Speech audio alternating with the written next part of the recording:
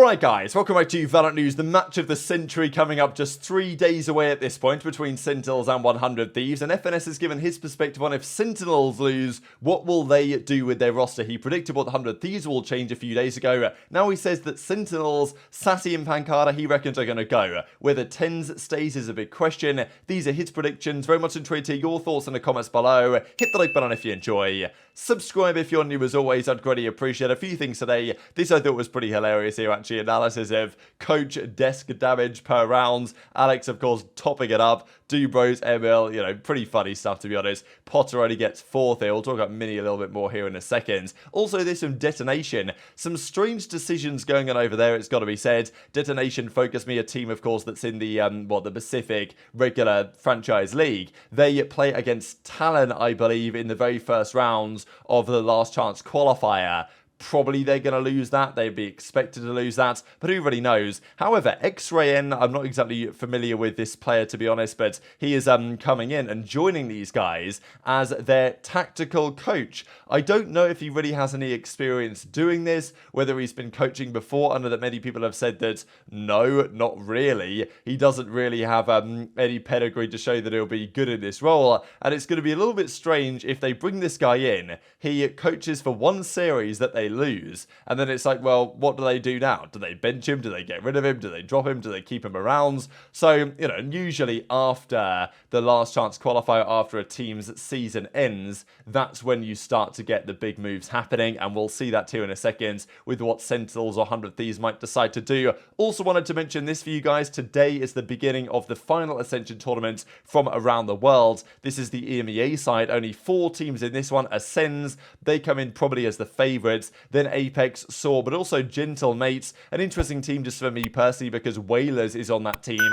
Former French Call of Duty professional playing on this Gentle Mates team now. So Ascend probably are the favourites here to make it. And in many respects it would be nice to see if they did, just because they won the championship right in 2021 as an organisation, but then didn't make it into franchising. So, you know, ever since then it's been a little bit up and down for this organisation. So it would be nice to have them at least back involved in terms of the legacy they have within VALORANT esports. Now, Heretics have made the confirmation. This was a rumour some time ago now that Benjyfishy was going to be joining a tier 1 team, and I'm impressed as to the way this has gone right with Benjyfishy, because when he decided to retire from Fortnite effectively and try and pursue success in VALORANT, it was unclear whether he would be successful in doing so on the short-term level. He obviously is a talented player and went through that enterprise esports team in the tier 2 EMEA side. Whether he was ever going to get signed by a franchise team was unknown. But it's difficult, right? Because many of these players can be good in tier 2,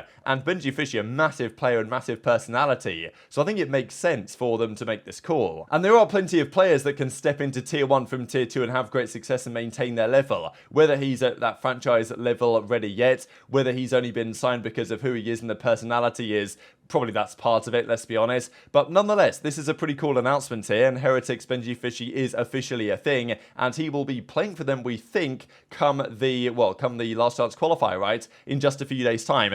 I will also say, how is this possible for Heretics to do this? Because the rosters are meant to be locked. Let's be honest, right? Zeke was benched from the team. They got rid of him. The personalities weren't working. He was too toxic or something. I don't really know the full story, but that was what was being discussed. So he's gone, removed, and they're bringing in Benjyfishy. And I'm sure other teams are looking at this thinking, hang on a second here. How come they're allowed to make changes? We want to make a roster change. Let's say a team like, Carmine Corp. They might want to make changes, but they can't per the rules, but yet Heretics have somehow got away with it by getting around some loophole. I don't know if Zeke technically had some sort of injury or something and they had to make what is technically an emergency substitution, but it's definitely interesting though that despite this being a roster lock period, they've managed to do this and circumvent the rules somehow that seem to be in place. Let's talk about Kaplan quickly. Him and Mini actually share a birthday here, of course, coach of Sentinels, coach of Fnatic respectively. But speaking of Sentinels,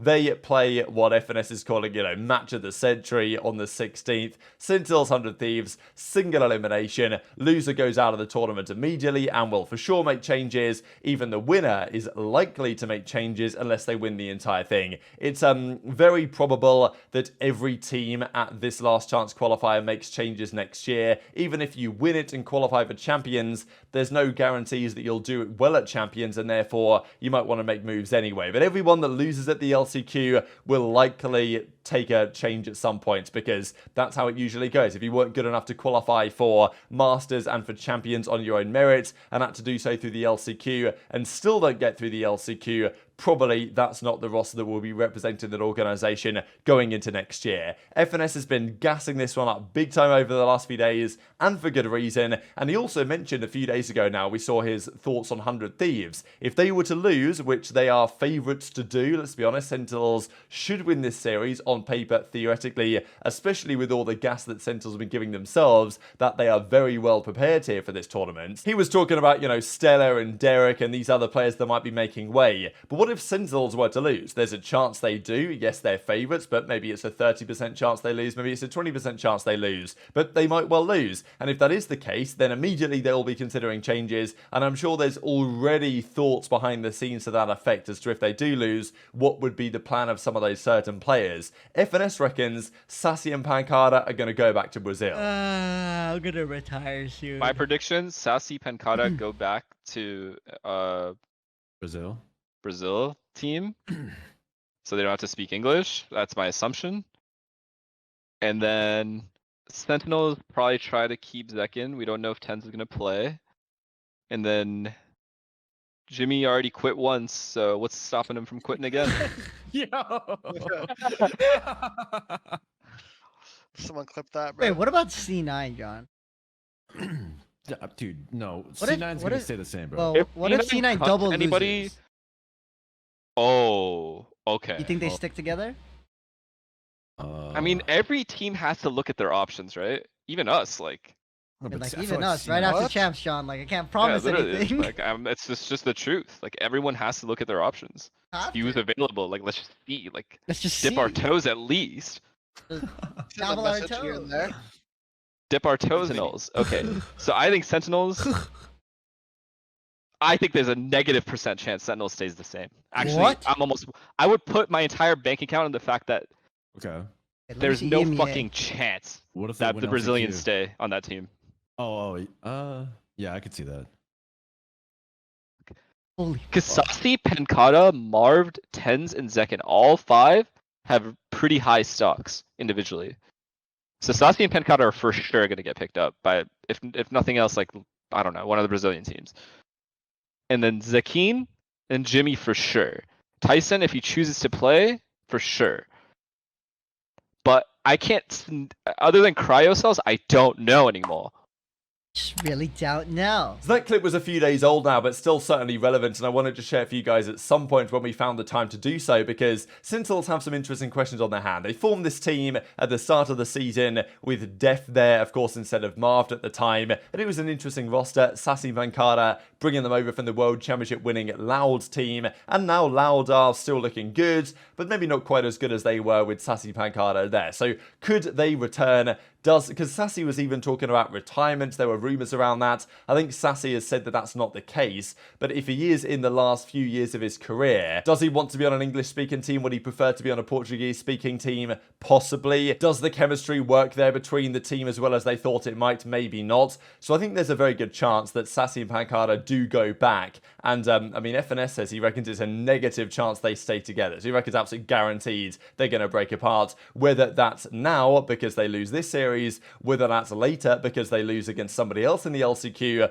or whether that's even after Champions. If they were to win and qualify, they still might make moves. So who's going to stay? Marved, I would say it feels almost for sure that he's going to stay around. I can't really see Marved feeling like he can do better elsewhere. He's obviously a player that's going to have good stock. From a content perspective, he likes to make content and stuff, and yes, ideally I think he'd probably live in Canada where he's from, but you know, if you're going to play in a franchise team, you've got to be based out of LA. That's just how it goes, and I don't think Marved can do better than Sentinels. I don't think they would find a need to get rid of him. Same story for Zekin, so I think those two guys will say. TenZ is interesting just because they wouldn't get rid of TenZ unless he wants to step down, but there is some questions as to whether, as you know, Kaide advances into further stages of treatment, whether he wants to step away again, because he stepped away right this season, then he's come back in, and there's been a debate as to whether TenZ will want to take a slightly longer term break there. But if he does want to play theoretically it'd be those three looking for a couple of others. And there's been the likes of Ye, right, who said again,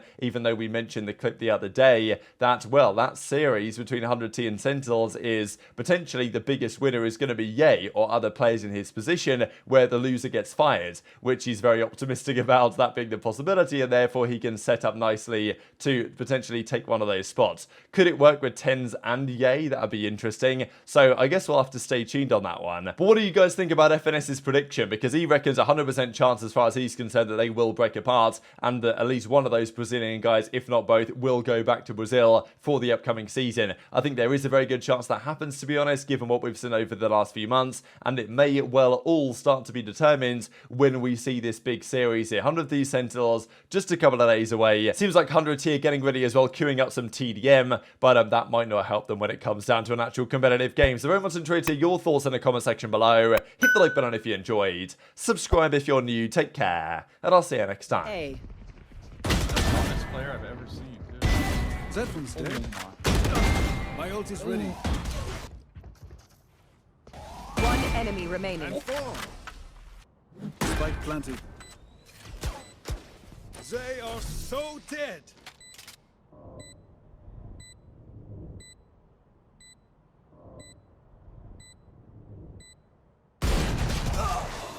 Oh. Yo, Getting I'm all very AI stuck, shots. Last player Like, standing. they're actually walling. Pardon. Farewell.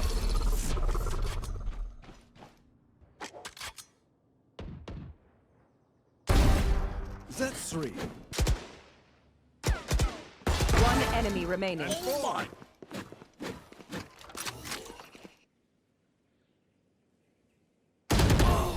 NT. Dude! I can't win any of these, bro. Dude, that could have been almost a back-to-back 1v. That would have broke the internet, bro. That would have been 10 kills in 2 rounds.